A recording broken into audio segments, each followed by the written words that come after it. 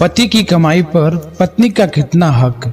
पति पत्नी में कमाई और खर्चों को लेकर कलह जब हद से गुजरने लगती है तो नतीजे किसी हक में अच्छे नहीं निकलते। बात जब ज्यादा बिगड़ती है जब पति अपने घर वालों पर खर्च करने लगता है। लेकिन क्या ऐसा करने से पत्नी को उसे रोकना चाहिए? सोशल मीडिया पर अक्सर वायरल होते इस जोक को पढ़कर कोई भी खुद को मुस्कुराने से रोक नहीं पाता है। एक पत्नी ने अपने पति से कहा, सुनो जी, मुझे 3,000 रुपये उधार दे दो, तुम्हारी सैलरी आते ही चुका दूंगी। एक खास बात है इस जोक में जो पत्नी पति के बीच की आर्थिक आत्मीयता को दर्शाती है, जो कि सफल और सुखद दाम्पत्य के लिए बेहद जरूरी है।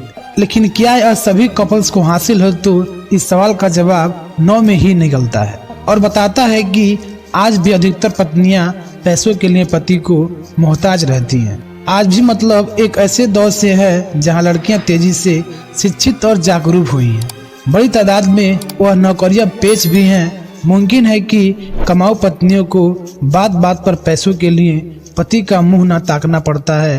लेकिन कड़वा सच ये भी है कि बड़े खर्चे और इन्वेस्टमेंट के लिए उन्हें भी पति की सहमति या अनुमति की दरकार रहती है।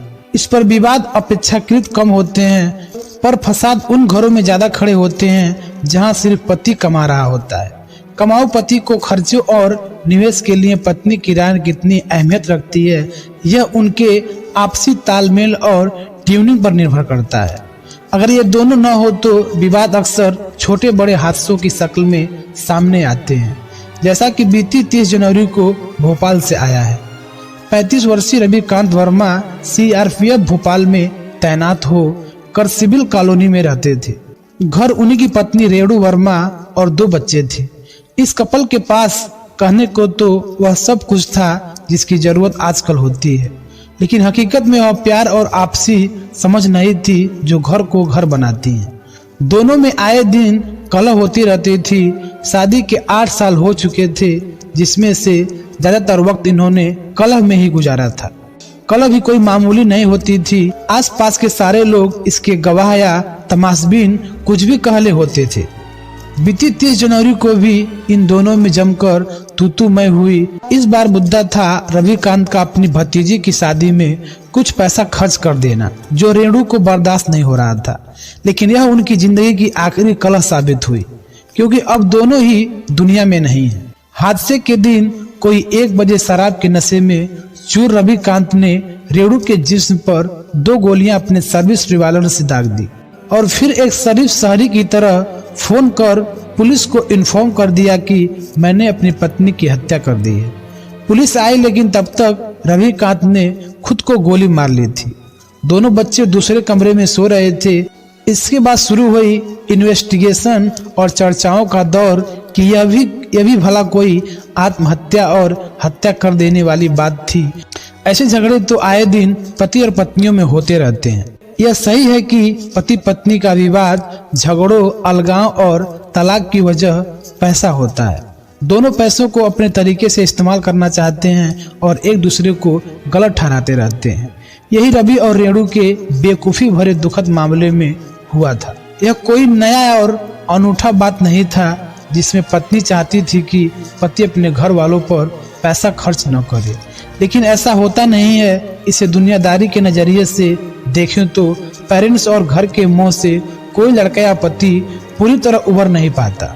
उसकी जिंदगी की शुरुआत जिस घर से होती है उसके प्रति उसमें एक अलग ही तरह की कोशिश होती है। शादी के बाद पत्नी अगर चाहे तो पति वह सब कुछ भूल जाए, तो यह किसी भी पति के लिए मुमकिन नहीं होता है। बात ज्यादा तब बिगड़ती है जब पैसा बीच में आने लगता है।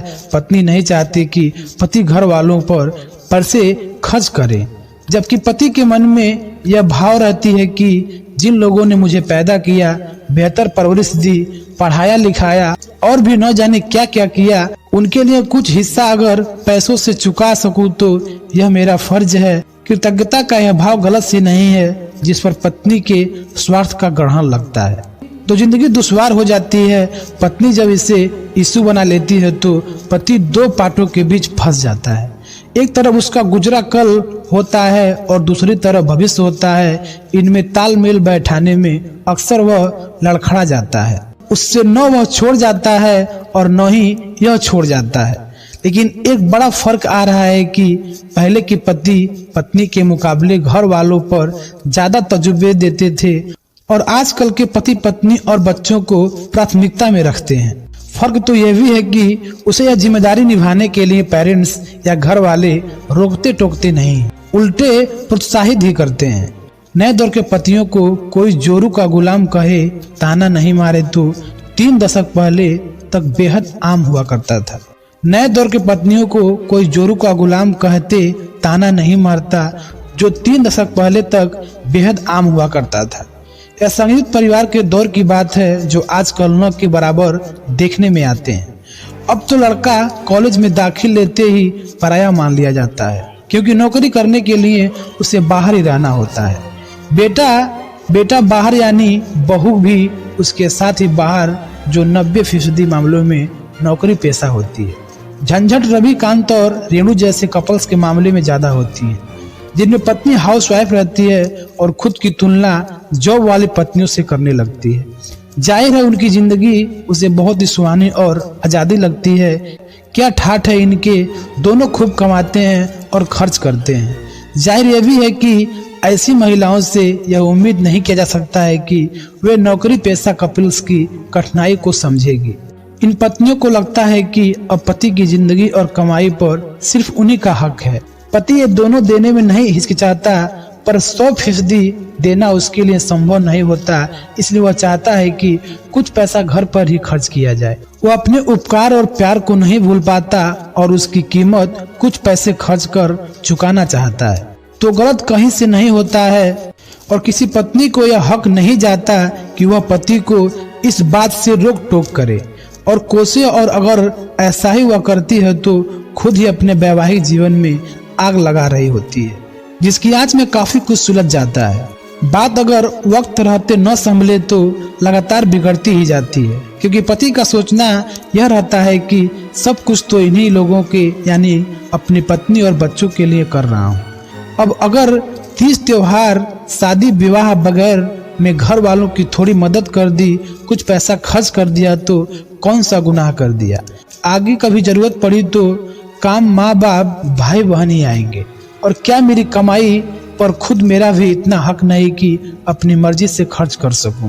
यह ख्याल दिल में आते ही उस पत्नी दुश्मन नजर आने लगती है, जबकि उससे बेहतर दोस्त कोई और ही नहीं हो सकता। लेकिन ऐसी पत्नी दोस्त साबित नहीं हो पाती जो पति की इन फीलिंग को न समझे। उसे लगता है कि पति अपनी कमाई घर वालों पर उड़ा रहा है, तो वह कुंठित और असुरक्षित हो उठती है।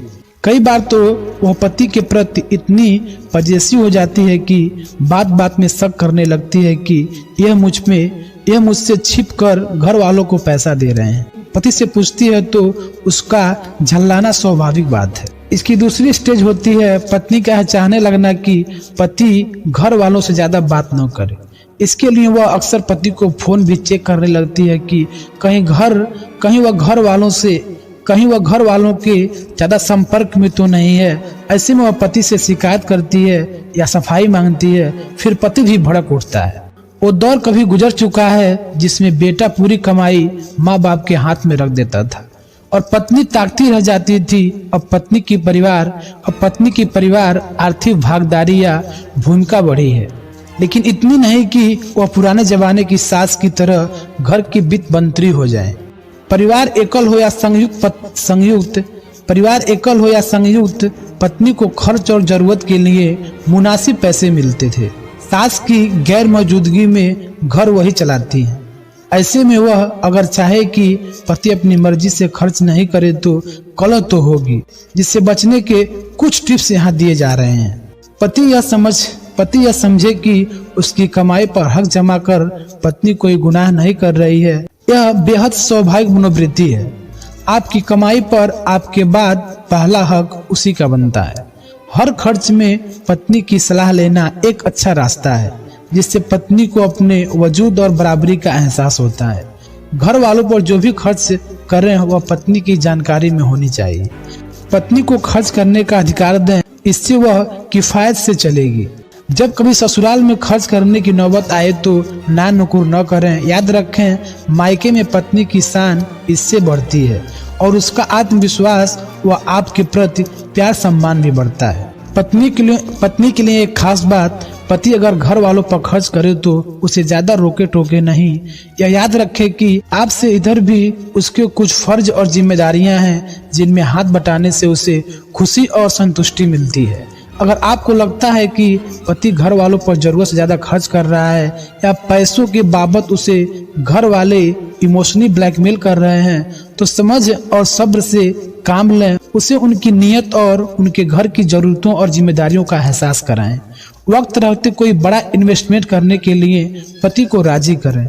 मसलन होम लोन या कार लोन लेना, इससे नियमित किस्त जाएगी तो उसे सीमित पैसों से खर्च करने के लिए बाध्य होना पड़ेगा। कलह कर या परेशान कर पति को उसके घर वालों पर खर्च करने से रोकने की कोशिश अक्सर बेकार जाती है। अगर वो मान भी जाए तो आपके प्रति पहले से वह नहीं रह जाएगा।